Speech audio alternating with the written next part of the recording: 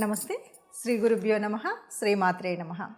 ఆదిత్యాయ చ సోమాయ మంగళాయ బుధాయ గురుశుక్ర శనిభ్యే రాహవే కేతవే నమ. శ్రీమాత శ్రీ మహారాజ్ఞి శ్రీమత్ సింహాసనేశ్వరి చిదగ్నిగుండ సంభూత దేవకార్య సముద్యత. అందరికీ నమస్కారం. ప్రతి మాసంలాగానే మరి ఈ మాసం అంటే జనవరి 2025 ఫిబ్రవరి మాసం గాను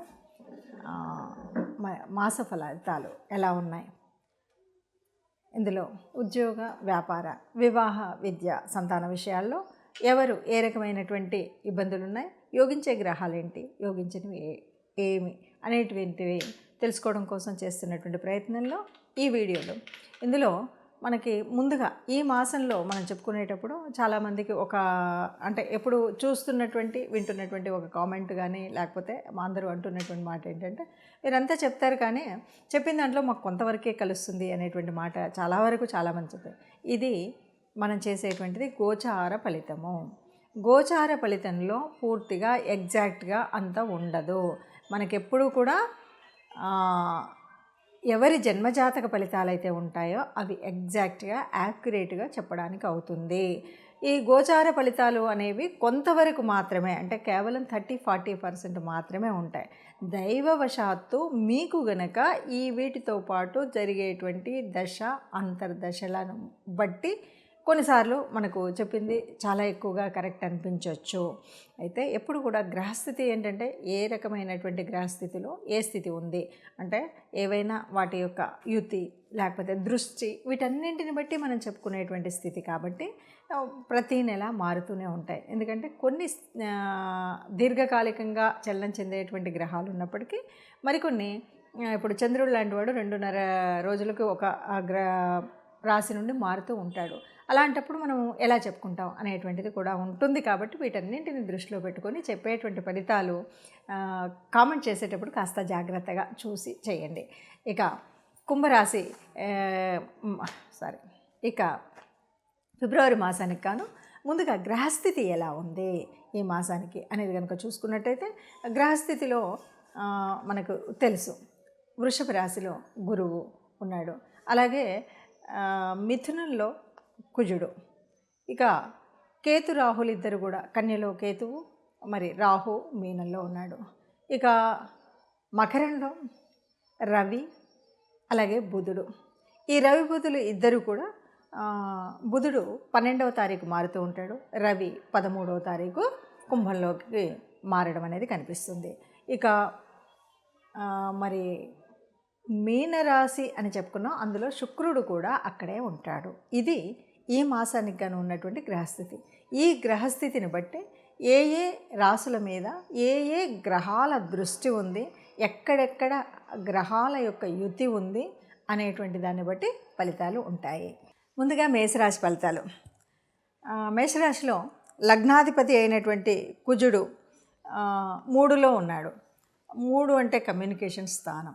3లో ఉన్నటువంటి కుజుడు మళ్ళీ 4లోకి వెళ్తాడు, మళ్ళీ 3లోకి వస్తాడు. ఇది మనకు చూసేటువంటి మార్పు ఇటు అటు. అయితే 3 నుండి 4కు ఇలా మారడం వల్ల ఎలా ఉంటుంది అంటే, మనం కొన్నిసార్లు ఉన్న ప్రదేశం నుండి మారడం అనేటువంటిది ఉంటుంది. అంటే ఉద్యోగరీత్యా అవ్వచ్చు, చదువు రీత్యా అవ్వచ్చు, ఇంకేదైనా ప్రభావాల వల్ల అవ్వచ్చు, మనం ఇల్లు మారడం కానీ లేకపోతే కొన్ని ప్రాంతాలు మారడం కానీ అనేటువంటిది మాత్రం మనకు కనిపిస్తున్నటువంటి స్థితి.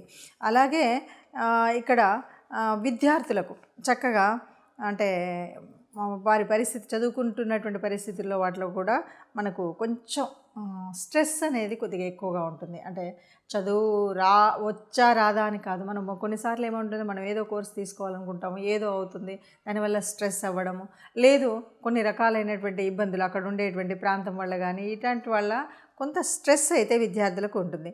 ఇక రియల్ ఎస్టేట్ వారికి ఎలా ఉంటుంది అంటే, రియల్ ఎస్టేట్ వారందరికీ కూడా ఫైనాన్షియల్ గ్రోత్ అయితే కనిపిస్తుంది. చక్కగా ఫైనాన్షియల్గా బాగా ఉపయోగకరంగా ఉంటుంది. ఇక విదేశీ ధనయోగం అనేటువంటి స్థితి కూడా కనిపిస్తుంది మేషరాశి వారికి. ఇది ఎలా అంటే, చాలా వరకు మనకు తెలియకుండానే ఎక్స్పోర్ట్స్ ఇంపోర్ట్స్ బిజినెస్లో ఏదో రకమైనటువంటి ఇన్వాల్వ్మెంట్ ఉండడం, లేదు అవేవి కాదు నాకు అట్లాంటివి ఏవీ లేదు, నేను మామూలుగా ఉన్నాను, ఒక చిన్న యూట్యూబర్ని అన్నాను అనుకోండి, యూట్యూబ్ ద్వారా కూడా మీకు అమౌంట్ రావచ్చు. అంటే విదేశీ అమౌంట్ మనకు వచ్చేటువంటి అవకాశం అయితే ఉంది. అలాగే మనకి ఇప్పుడు 6లో కేతు ఉన్నాడు. 6లో కేతు ఉంటే దీనివల్ల ఏంటంటే 6వ స్థానం ఏంటి, రుణ రోగాలు కదా. ఇక్కడ కొద్దిగా మనం జాగ్రత్తగా ఉండవలసినటువంటి స్థితి ఏంటి అంటే, ఎవరికైనా అప్పిచ్చినా అప్పు తీసుకున్నా ఈ విషయంలో ఏదో మనవాడేలే, మన తమ్ముడేలే, అన్నలే, అక్కలే అనుకునే కనుక అక్కడ ఏ లెక్క వాత లేకుండా, ఓ పత్రం లేకుండా, లేకపోతే మామూలుగా ఇచ్చేసి ఒక ముందు మాట అనుకోకుండా చేసినటువంటి వాటి వల్ల చివరిలో అవి మనస్పర్ధలు వచ్చేటువంటి అవకాశం ఉంది. కాబట్టి ఆ విషయంలో చాలా జాగ్రత్తగా ఉండాలి. ఇక ఈ కుజుడు కేతువు వీళ్ళు ఉన్నటువంటి పరిస్థితి, ఎందుకంటే మనకు వీళ్ళే ఇంపార్టెంట్, వీళ్ళే కొన్నిసార్లు కష్టాలు కలిగించేటువంటి వాళ్ళు. అందువల్ల ఇప్పుడు కుజుడు కాస్త మనకు సరిగ్గా లేనటువంటి పరిస్థితిలో ఏమవుతుంది, ఏదో ఒక ఇబ్బంది, ఒక దెబ్బ తగలడమా, లేకపోతే కోపం రావడమా, మన కోపం వల్ల ఇతరులతో మనకు తగాదా రావడం, ఇలాంటివన్నీ కనిపిస్తాయి. కాబట్టి ఇవన్నీ లేకుండా ఉండాలి అంటే మనం తప్పనిసరిగా పరిహారం చేసుకునేటప్పుడు కుజగ్రహానికి కేతు వల్ల కూడా మనం మంచి జరిగింది అంటే చక్కగా పూజల్లో, పుణ్యాలలో, తీర్థయాత్రల్లో ఉంటాం. వ్యతిరేకంగా ఉన్నప్పుడు కొద్దిగా మనం వ్యతిరేక స్థితిలో ఉంటాం. కాబట్టి తప్పనిసరిగా నవగ్రహ మండపానికి వెళ్ళినప్పుడు ఈ ఇద్దరు ప్రదక్షిణ చేయడం అనేటువంటి చేయాలి. సరే, నవగ్రహాల ప్రదక్షిణ చేస్తే సరిపోతుంది. దీనితో పాటు ఏదైనా దానం చేయాలి అని అనుకుంటే ముఖ్యంగా కుజుడికి సంబంధించినంత వరకు మనకి కందులు, అట్లాగే కేతువు అంటే ఉలవలు ఇస్తాం కదా, ఇలాంటివి ఈ రెంటికి సంబంధించినటువంటివి దానం చేయడం అనేటువంటిది ఒకటి చేయండి. ఎవరు తీసుకుంటారండి ఉలవలు దానం అన్నారనుకోండి, అప్పుడు ఏం చేయండి అంటే ఏదైనా మీ ఇష్టదేవత ప్రార్థన తప్పనిసరిగా మర్చిపోకుండా చేస్తూ, దీనికి తోడుగా చేయాల్సినటువంటి పని ఏంటంటే ఏదైనా గోశాలకు వెళ్ళడం, గోగ్రాసం ఇవ్వడం అనేటువంటిది మర్చిపోకుండా చేయవలసినటువంటి పని. ఇప్పటి వరకు ఉన్నటువంటి గ్రహస్థితిని చూసాం కదా.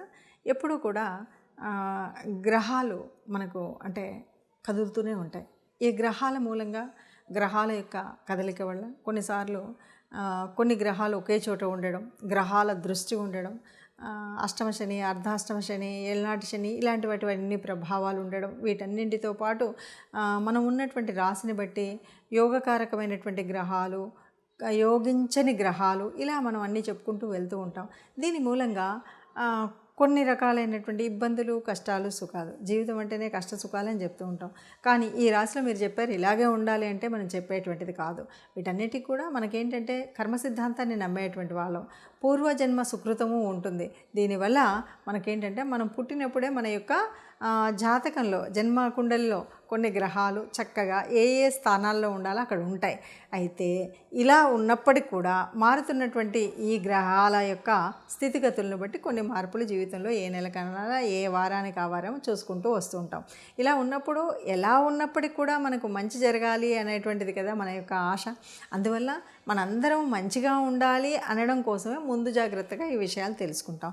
ఏదైనా దీనివల్ల కొద్దిగా కీడుంది, దీనివల్ల ఇలాంటి జాగ్రత్తలు తీసుకోండి అని ఏవైతే చెప్తున్నామో వాటిని తూచా తప్పకుండా పాటించినట్టయితే బాగుంటుంది. ఇది కాదు ఎగ్జాక్ట్గా నా జీవితకాలం యొక్క తెలుసుకోవాలి అంటే జన్మకుండలి తప్పనిసరిగా వేయించుకోవాలి. మీకు తెలిసిన మీ దగ్గరలో ఉన్నటువంటి ఎవరైనా జ్యోతిష్యుల దగ్గరికి వెళ్ళి పూర్తి జన్మకుండలిని వేయించుకొని పూర్తిగా దానికి సంబంధించిన విషయాల్లో మీరు తెలుసుకోవడం అనేటువంటిది మంచిది. అలా కాకుండా ఇలా కేవలము గ్రహస్థితిని బట్టి మారుతున్నటువంటి వాటిలో అంటే ఈ కోట్ల మందిలో ఒక 30% వరకే మనకు దీని యొక్క రిజల్ట్ మనం చెప్తున్నట్టుగా ఉంటుంది. కాబట్టి అందరూ మంచిగా ఉండాలన్నదే ఆశ. ఆ మంచిగా ఉన్న వాళ్ళలో మనము ఉండాలి అన్నదే మన కోరిక. అందరూ హాయిగా, ఆనందంగా, సుఖంగా ఉండాలి. సర్వే జనా సుఖినో భవంతు. నమస్తే.